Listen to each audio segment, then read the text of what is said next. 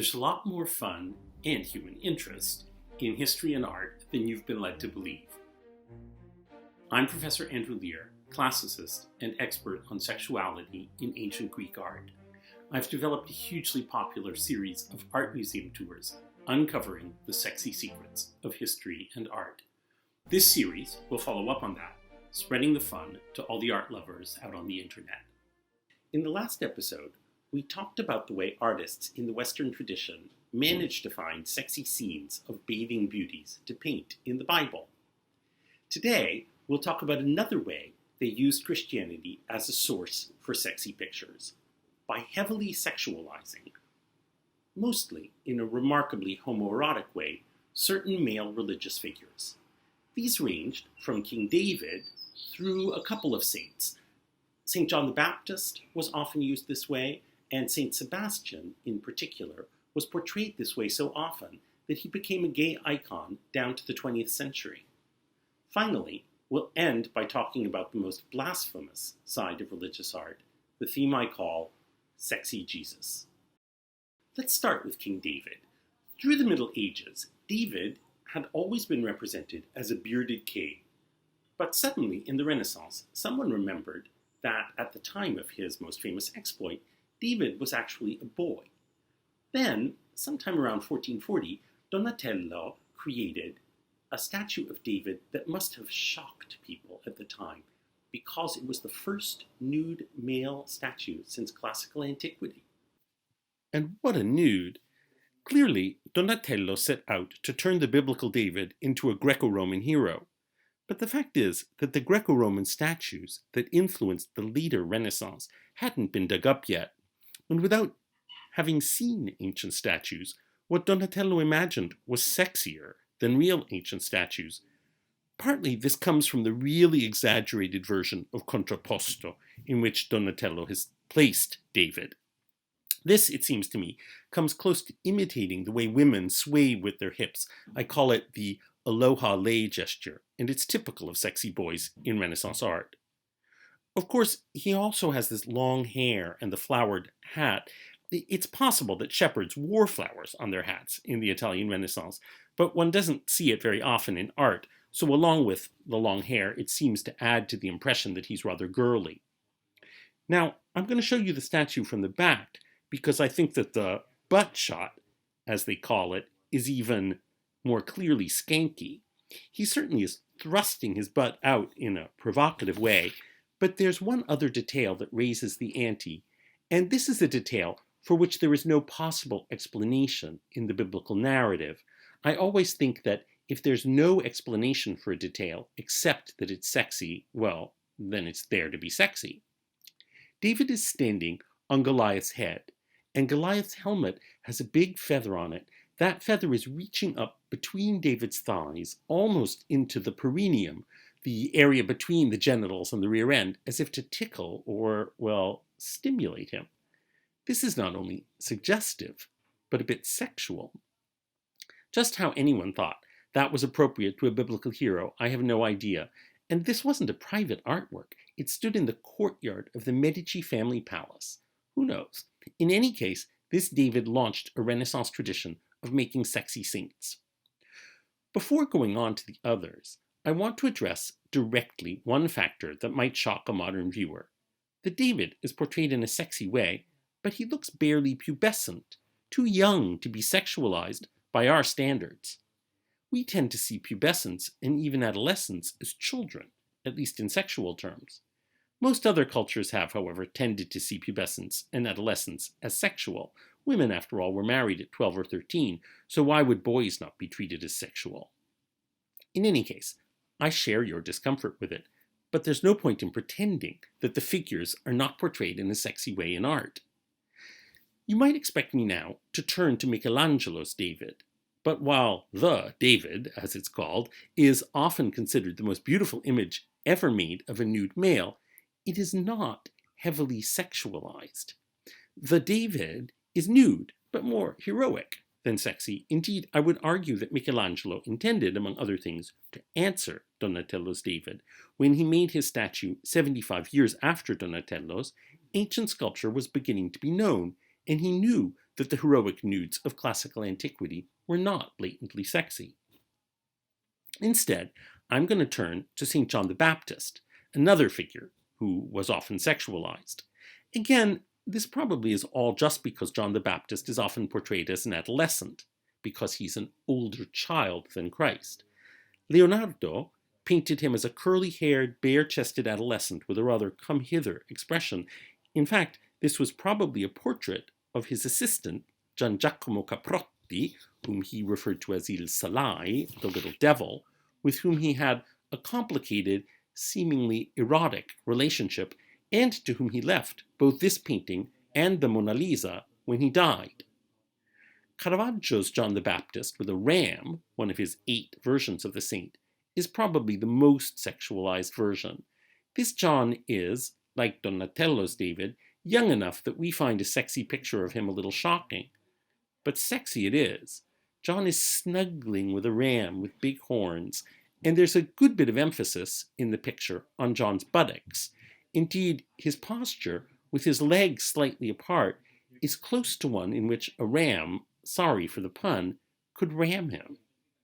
If this is a saint, which is not 100% certain, this degree of sexualization is really surprising, at least to a modern eye. The most frequently sexualized figure in art from the Renaissance right up through the 19th century is Saint Sebastian. Indeed, the tradition of homoerotic Saint Sebastians is so strong that he ultimately became a gay icon. Just as an example, when Oscar Wilde went into exile after his prison term, he traveled under the pseudonym Sebastian Melmoth, assimilating himself to the gay martyr. The fun thing about all this is that there's nothing gay or even sexy about the Saint Sebastian story, except for one detail, which is that he was naked during his martyrdom. The story of Saint Sebastian is that he was a Roman soldier, centurion, but a Christian. When the other soldiers found out that he was a Christian, they tried to get him to convert back to the Roman gods, but when he refused, they stripped him and shot him full of arrows. There's nothing very sexy about that story, is there? But as far as the artists of the Western tradition were concerned, once you were naked, you could be made sexy. There are a lot of Saint Sebastians, and their degree of sexualization varies. On the whole, if an artist wants to make him sexy, he airbrushes the martyrdom. Sexy Sebastian generally doesn't have very many arrows in him, or certainly much blood around his wounds, and his color is good for a guy who's being tortured to death. Probably the most famous Saint Sebastian in this regard is this one by Guido Reni. He does have 3 arrows in him, which is actually a lot for a relatively sexy Saint Sebastian, but the arrows don't seem to be causing him much distress. There's no blood around the arrows, and his color is good. He looks quite healthy, and not in any way particularly pained or suffering. Also, his loincloth is slipping down over his hips, as if just about to reveal his genitalia. Saint Sebastian actually is a good introduction to the culmination of this theme, which is what I call sexy Jesus. You really wouldn't think that artists would sexualize Christ, right? But like Saint Sebastian, Jesus is a reasonably young man who's naked. He is naked, for instance, during the flagellation, and of course that is a potentially sexy scene in any case, allowing the viewer to experience the excitement of what today we would call S&M. In fact, most of the sexiest Christs are being flagellated, and the guys doing the flagellation are also sometimes sexualized, as in Bouguereau's flagellation, where the muscular tormentor on the right is showing quite a lot of naked flesh. Another scene in which Christ is naked is the crucifixion. Crucifixion is not, of course, in reality sexy, and in medieval art, the crucifixion is bloody and horrible. But from the Renaissance on, like Saint Sebastian, Christ on the cross is often at least lightly sexualized. This painting is a good example. It's by a painter who's not very famous today, named Pompeo Battoni. Battoni was a major portrait painter to the gentlemen on the Grand Tour, and when not painting gentlemen's portraits, it has to be said, he was a bit of a softcore pornographer. His crucified Christ is a little porny too, very much like a Saint Sebastian. He's on the cross, but just doesn't look that bad. His color is good, he's kind of buff, and he has just one little wound on his chest, There's a little blood on his foot, but he's basically pretty non-bloody. Like Donatello's David, his hips are in a suggestive version of contrapposto, and his loincloth, held up by nothing, of course, as is so often true of loincloths in art, is slipping down in a suggestive way. Finally, there is another scene in which the adult Christ can be naked, and that is when he's dead. Sexualizing an image of the dead Christ might seem to be the height of blasphemy, but this doesn't seem to have troubled many artists. Indeed, possibly the sexiest of all Christs is a scene of the dead Christ by the Florentine mannerist Rosso Fiorentino. It's a remarkable Christ. He is first of all entirely naked, which is very unusual for the adult Christ. In fact, you can see something that I think you can only see on this one Christ, which is pubic hair. He also, like a sexy Saint Sebastian, has only one little wound in his side. But more importantly, he just doesn't look very dead. Certainly he's not in rigor mortis. Instead, he seems to be slouching or lounging in the arms of some particularly dishy angels, who are carrying two of the biggest phallic symbols I've ever seen in painting.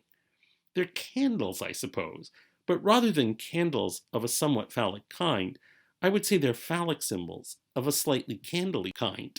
I like the way they're smoking at the top, which seems to me to emphasize their sexual implications. Not only is Christ not stiff, he also doesn't look very upset. I suppose this facial expression might refer to the coming resurrection, yet instead, like the expression of Bernini's famous Saint Teresa, it seems equally likely to derive from some more earthly pleasure. So he's a super-sexualized Christ. And not only that, but I wonder if he doesn't approach the modern concept of gender ambiguous. His pubic hair above closed thighs may just be suggestive, like the other Christ's loincloth, but it could also be the pubic hair of either sex. And his blissed-out facial expression looks sexual, but it's not the expression of a man in orgasm, more that of a woman in orgasm. Let me add to the mystery. The artist, as I said, is called Rosso Fiorentino, but that's just a nickname. It means Florentine Redhead. Does it mean something that he made his highly sexualized Jesus a redhead too? Did he think of himself as Jesus? Or as a highly sexualized, gender-ambiguous martyr? It's hard to say what he can have meant by that. In any case, he seems to have connected himself in some way to this picture that is one of the highlights of a great Western tradition, making sexy pictures out of the Christian religion. This concludes our three-part series about the ways in which artists transformed classical mythology and religious art into excuses for making softcore porn. In the next two episodes, we'll turn to another sexy theme that is hiding in plain sight in art museums. The royal mistresses and misters and fabulous courtesans who ruled over a slightly shadowy side of high society, fascinating artists and viewers from ancient Athens to the Paris of the Belle Époque. Here are the artworks which were part of today's episode.